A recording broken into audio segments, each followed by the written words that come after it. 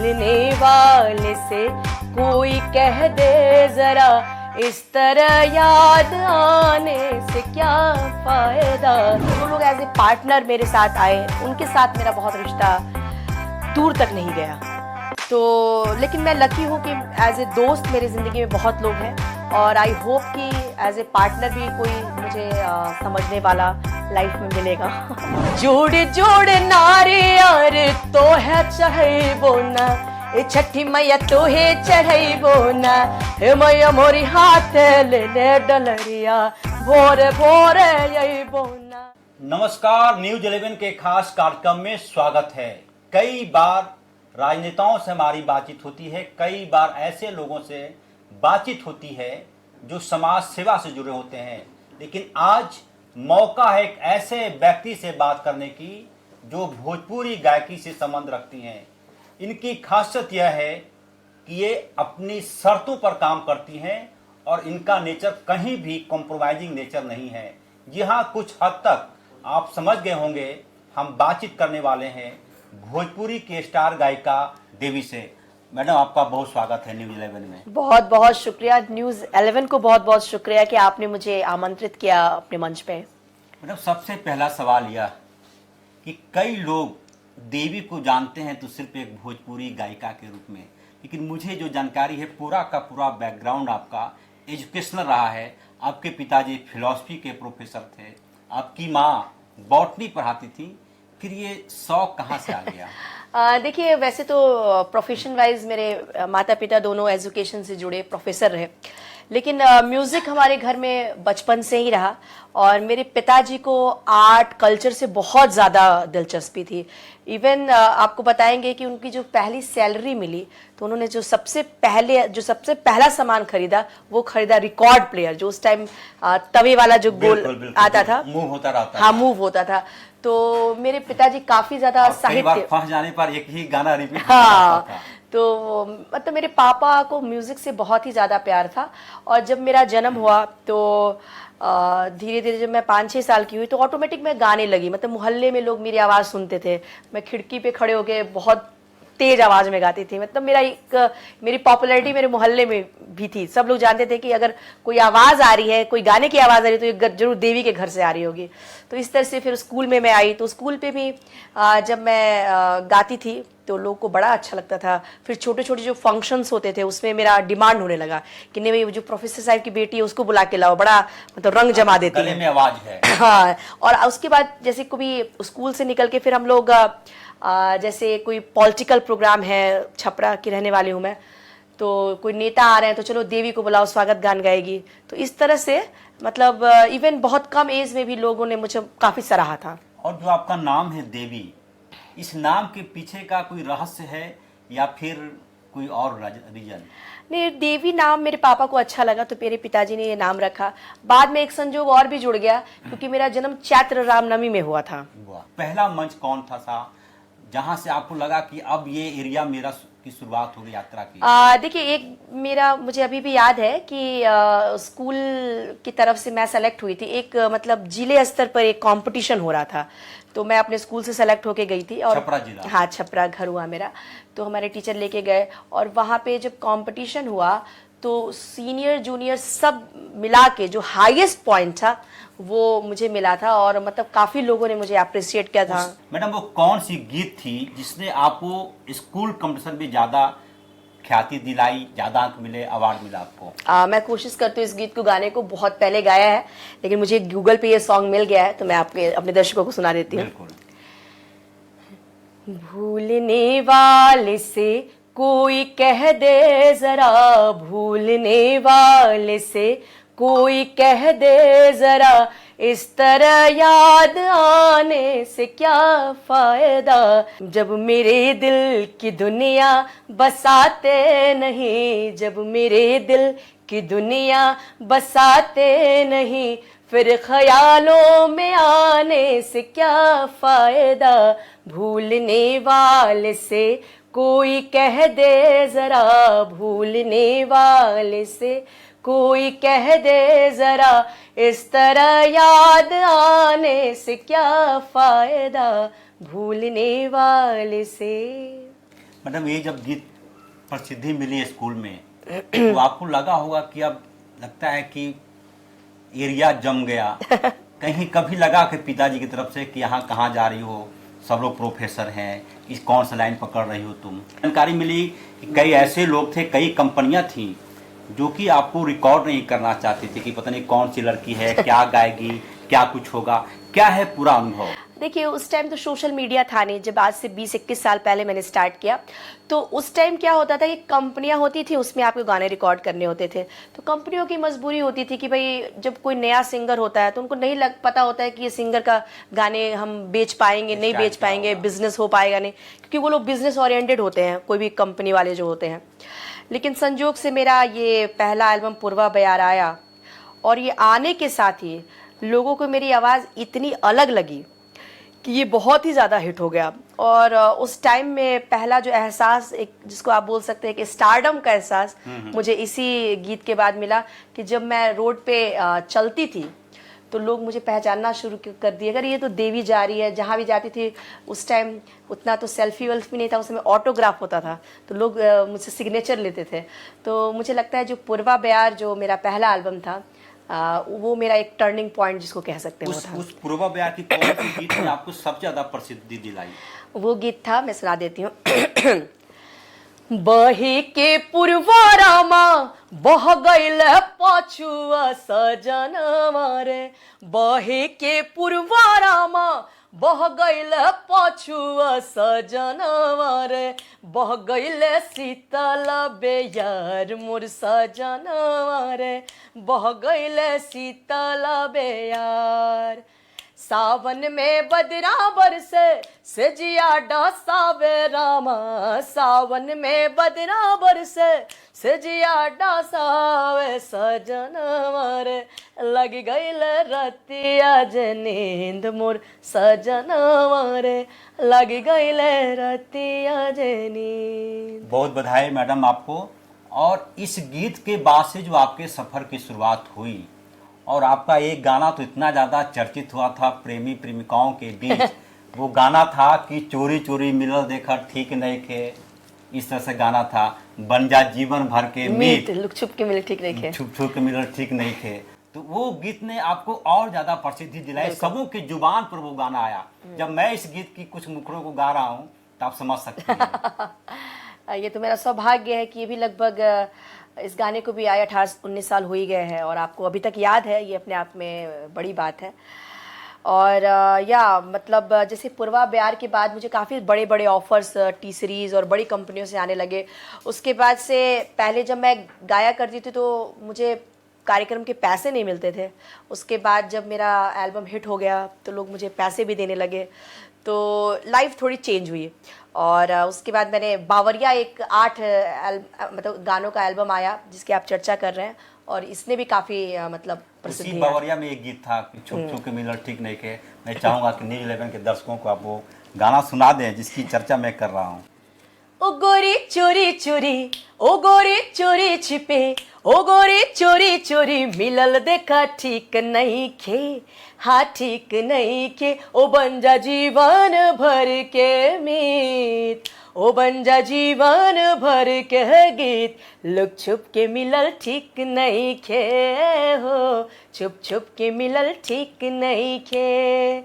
चोरी चोरी मिलला में बा सुना बहुते परेशानी, बहुत सुना बहुते परेशानी, तोहरे चलते हमरो होई जनला पर बदनामी, है गोरी जनला पर बदनामी, ओ बने ऐसन कहानी ला ला ला ला ला ला, ओ बने ऐसन कहानी देखा ठीक नहीं खे, हाँ ठीक नहीं खे, ओ बन जा जीवन भर के मीत, ओ बन जा जीवन भर के गीत, लुक छुप के मिलल ठीक नहीं खे हो।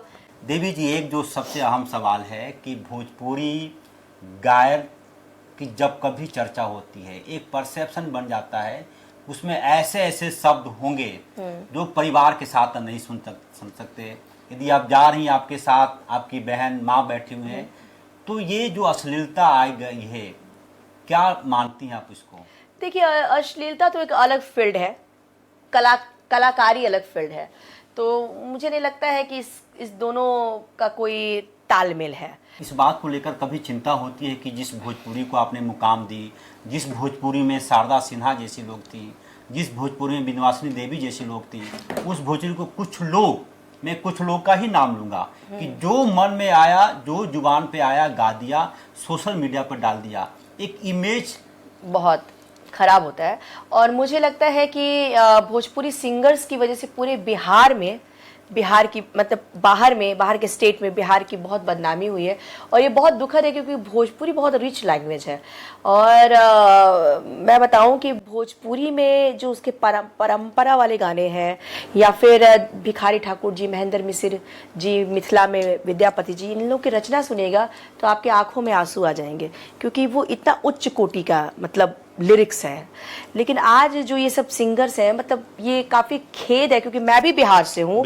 तो कई बार जब मैं बाहर स्टेट पे जाती हूँ और बोलती हूँ भोजपुरी गाने गाती हूँ, तो लोग कई बार उनको लगता है भोजपुरी मतलब तो गंदा ही होता होगा, अश्लील ही होता होगा। तो इस तरह का एक माहौल बिहार का बना हुआ है, जो कि बहुत दुखद है उन लोगों के लिए जो लोग अच्छा कार्य कर रहे हैं और उनको भी ऐसी बातें सुनने को मिलती है, अरे भोजपुरी में तो यही सब होता है। मैडम, मुझे याद है कि गंगा किनारे मोरा गांव है, घर पहुंचा देवी मैया, नदिया के पार में गाना है, बलम परदिशा, यहाँ तक कि जो गीत आए थे वो एक से एक गीत आए थे। तो क्या लगता है कि वो परंपरा, मैं ये नहीं कहूंगा कि ये परंपरा आप लोग जैसे लोग हैं तो ये जीवित है परंपरा, लेकिन थोड़ा दुख होता कोई ऐसा दिन जब भोजपुरी के गायक बैठे भाई कि मैं ऐसा गीत नहीं गाऊंगा, ऐसे गीत मैं नहीं लिखूंगा। देखिए आप किसी की सोच तो बदल नहीं सकते हैं, और जो जैसा होता है वो वैसा करता है। अब हम लोग हैं कि हम लोगों से कोई गलत शब्द का प्रयोग हो ही नहीं सकता है, चाहे उसके लिए कुछ भी करना हो। और जो कर रहे हैं वो इसीलिए कर रहे हैं क्योंकि उनको समझ नहीं है, या मतलब सेंसिटिव नहीं है। तो मैं यही मानती हूँ कि चीज़ें जैसे होता है ना, कीचड़ में ही कमल खिलता है। तो जो लोग अच्छा कार्य करते हैं वो कमल की तरह कीचड़ में भी नज़र आते हैं। और डेफिनेटली ये तो है कि आप जब इतिहास के पन्नों को पलट के देखिएगा तो वही चीज़ें कायम होती हैं जो कि सही में अच्छी हैं। मेरे साथ देवी है, इनसे मैं जानूंगा कि क्या देवी के दिल के किसी कोने में सांसद देवी बसता है या नहीं, विधायक देवी बसता है या नहीं। फिलहाल वक्त है ब्रेक का। भूलने वाले से कोई कह दे जरा, इस तरह याद आने से क्या फायदा। जो लोग एज ए पार्टनर मेरे साथ आए, उनके साथ मेरा बहुत रिश्ता दूर तक नहीं गया। तो लेकिन मैं लकी हूँ कि एज ए दोस्त मेरी ज़िंदगी में बहुत लोग हैं, और आई होप कि एज ए पार्टनर भी कोई मुझे समझने वाला लाइफ में मिलेगा। जोड़े जोड़े नारे यार तो है चढ़े बोना, ए छठी मैया तो है चढ़ई बोना, हे मैया मोरी हाथ ले ले डलरिया, भोरे भोरे यही बोना। खबरें आपकी सरकार की, खबरें सत्ता के तकरार की, खबरें आपके अधिकार की, खबरें जुर्म और भ्रष्टाचार की, खबरें प्यार और संस्कार की, हर पल आपके साथ। न्यूज़ 11 भारत, सच है तो दिखेगा। भूलने वाले से कोई कह दे जरा, इस तरह याद आने से क्या फायदा। जो लोग एज ए पार्टनर मेरे साथ आए, उनके साथ मेरा बहुत रिश्ता दूर तक नहीं गया।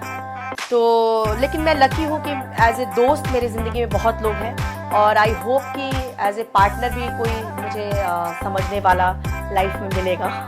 जोड़े जोड़े नारे यार तो है चढ़ई बोना, ए छठी मैया तो है चढ़ई बोना, हे मैया मोरी हाथ ले ले डलरिया, भोरे भोरे यही बोना। ब्रेक के बाद आपका स्वागत है। इस वक्त हम बातचीत कर रहे हैं भोजपुरी की स्टार गायिका देवी से। मैडम, दिल के किसी कोने में मैं मानकर चलूं कि आने वाले दिनों में सांसद देवी कहकर मैं आपको पुकारूं, या विधायक देवी?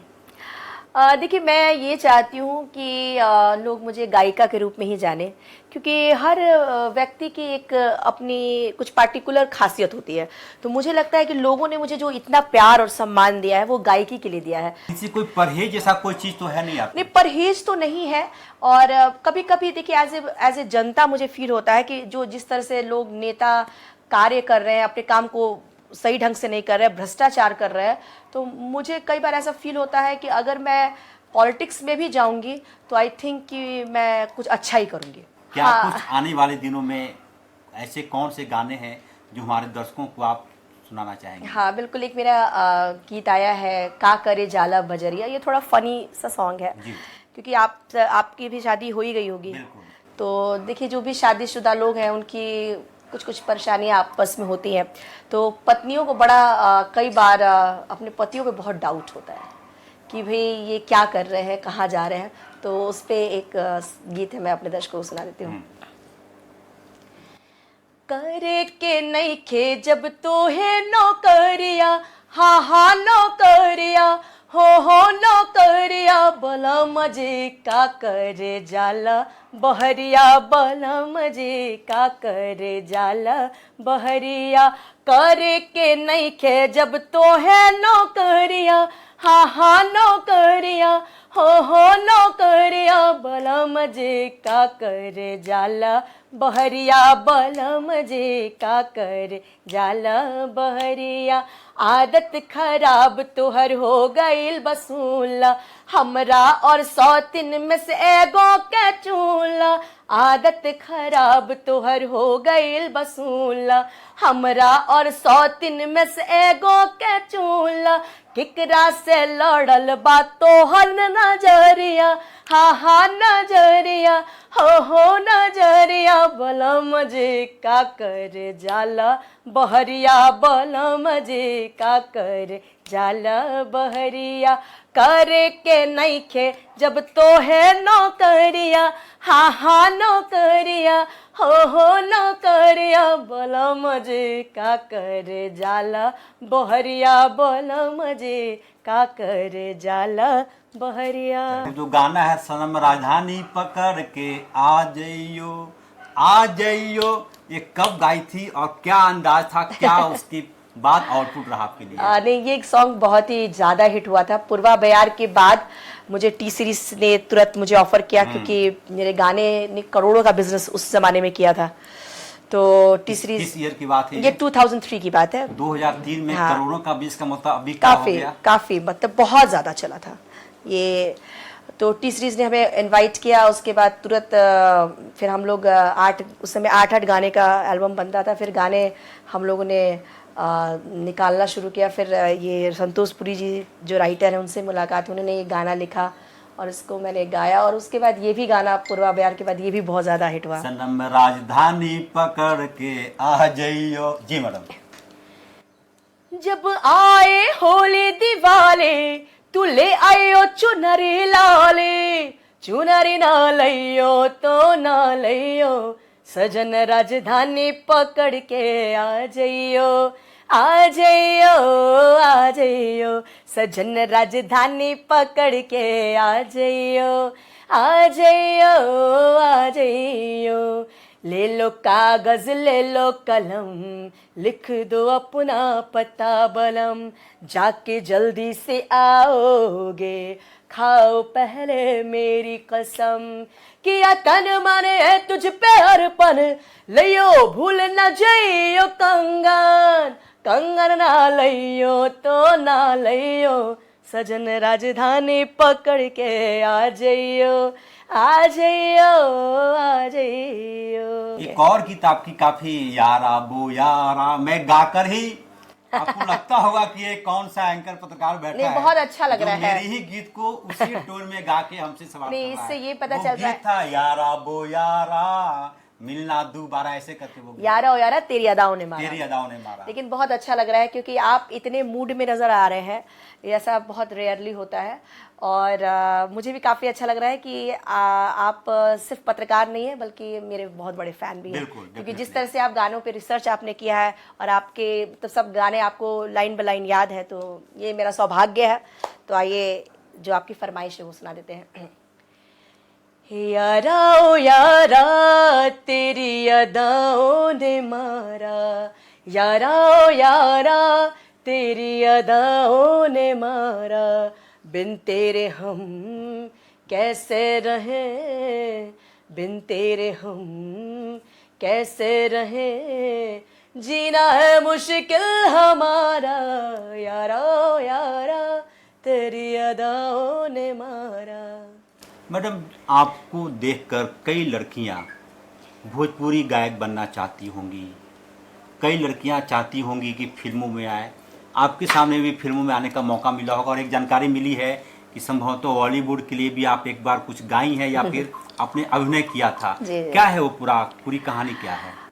देखिए, मैंने तो एक फिल्म भी बनाई है जलसा घर की देवी, उसमें मैंने एक्ट किया है, उसको लोग आप देख सकते हैं। एक बहुत देखिए बॉलीवुड में भी मैंने कुछ गाने गाए हैं।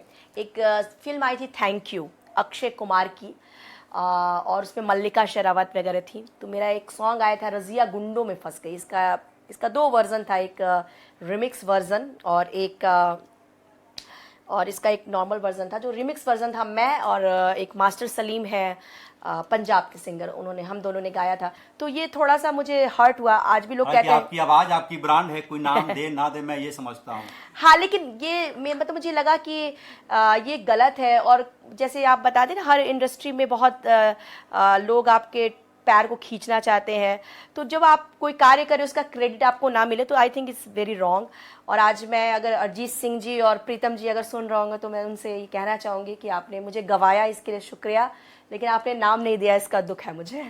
मतलब हर फील्ड में कोई ना कोई किसी ना किसी का गॉडफादर होता है या फिर किसी को देख के कोई इंसान आगे बढ़ता है।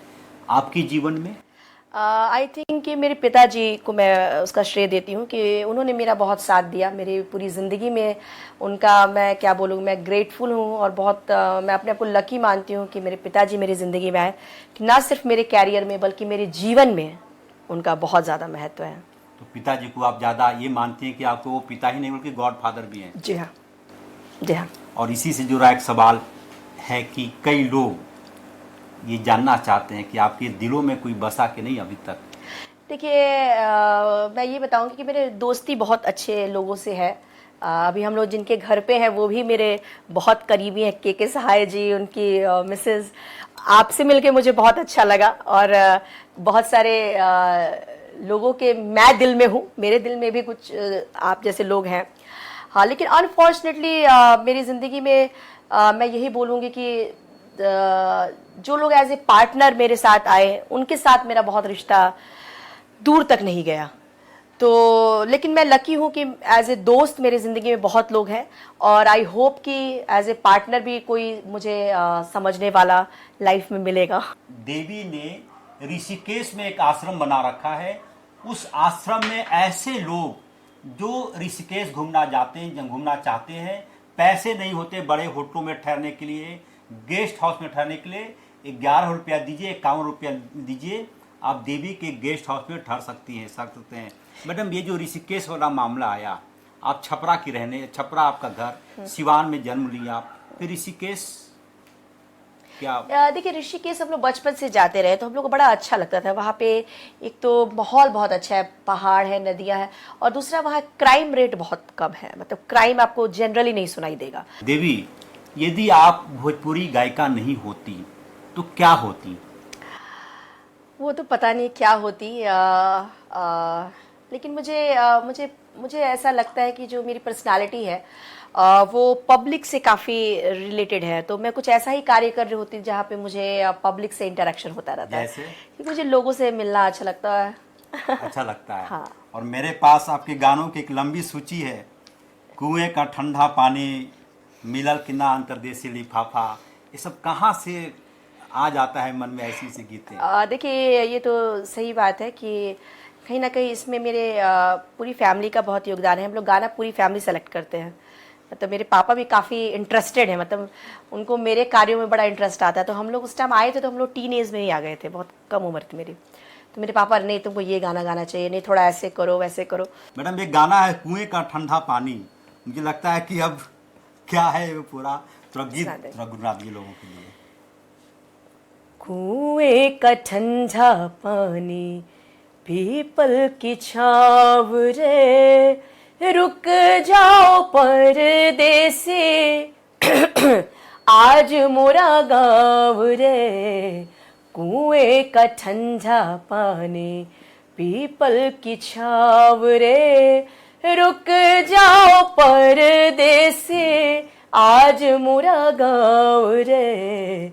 कुएं का ठंडा पानी। मौसम बसंती में कैसा सिंगार है, सरसों के फूलों सा खिलता ये प्यार है। कुछ तो समझ ले मितवा शब्दों के भाव रे। कुएं का ठंडा पानी पीपल की छाव रे, रुक जाओ परदेसी आज मोरा गाँव रे। कुएं